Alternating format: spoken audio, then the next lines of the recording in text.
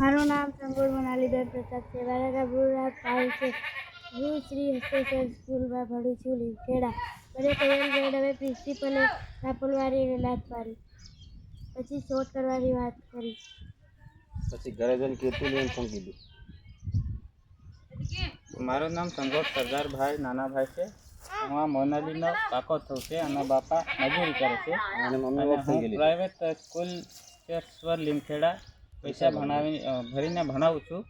તો સાહેબ, મોનાલીને હું કાં મારી ખબર નથી અને લાત મારીને ઝાપોટી મારીને તને કીધું કે ઘરે જઈને જાણ નહીં કરતી અને હવે કોઈ કહેતી નહીં, પછી પાછી ભણવા આવજે.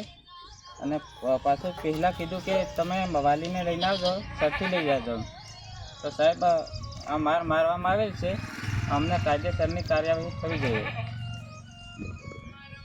અને બીજી વાત સર, એ છોકરીને મેં બીમાર થાય ને ઘડીએ એટલે મારો એના બુકમાં નંબર લખેલો હતો. એ મેડમે એવું કરીને ફોન કર્યો મને કે આ કંઈક છોકરાનો નંબર હશે એમ કરીને મને ફોન કર્યો. તો પછી થોડી વાર રાહ જોઈને પછી કે તમે મોનાલીનું શું લાગો છો? તો પછી મેં કીધું એની ફોઈ લાગુ છું. શું થયું એમ? આ છોકરીને બોલાડે ત્યાં રોવા લાગી ગઈ. તો પછી એટલામાં એમને ફોન કાપી દીધો અને મેં કીધું ફરી વાર મેં ફોન કર્યો ત્યારે એમ કે તમારે એવું લાગે તો સ્કૂલ પર આવી જવાય ને એમ કે. પછી મેં અહીં ઘરે ફોન કર્યો.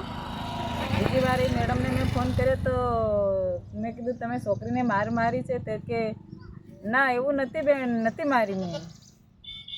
એવું કરીને ફોન કાપી દીધો. પછી મારો ફોન રિસીવ કરતા નથી. છોકરીને દવા કરાવી હતી તમે મારી હતી?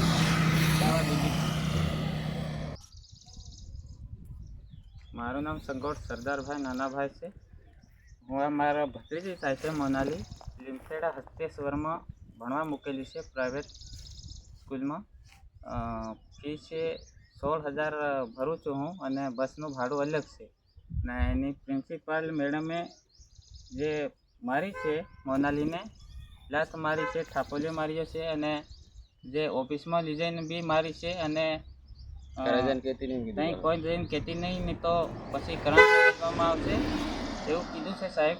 અને જે પ્રિન્સિપાલ મેડમ ખરીને, એનું નામ શું છે? તેજલ મેડમ છે. એની પર કાયદેસરની કાર્યવાહી થાય એવી અમારી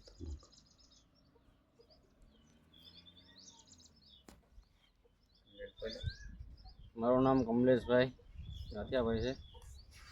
આ છોકરાને અમે પૈસા ભરીને ભણાવીએ છીએ ને આ લોકો આવી રીતે મારે એટલે છોકરા બી જાય. મારો બી છોકરો છે એ બી ગયો છે. એ બી 2 દિવસથી નથી જતો. એનું નામ છે જીવરાજભાઈ કમલેશભાઈ. આ પણ બી ગયો છે. એ કે મેડમ તો બહુ મારે છે એટલે અમે બી ગયા એમ કરીને મારો છોકરો બી નહીં જતો.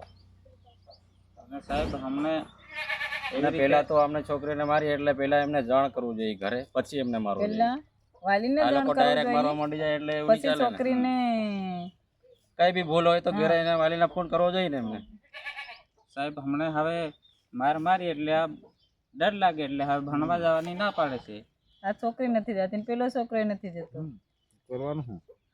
હા.